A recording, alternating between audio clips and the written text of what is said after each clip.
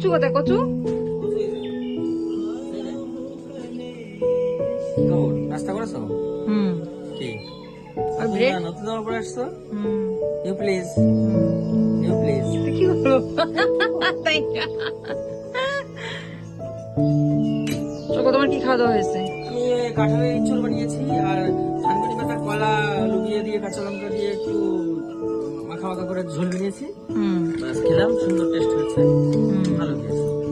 ঠান্ডা লাগে একটু? এসি এসি খারাপ হয়ে গেছে।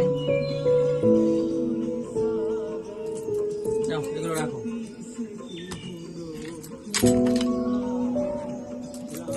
ये भजन करोति।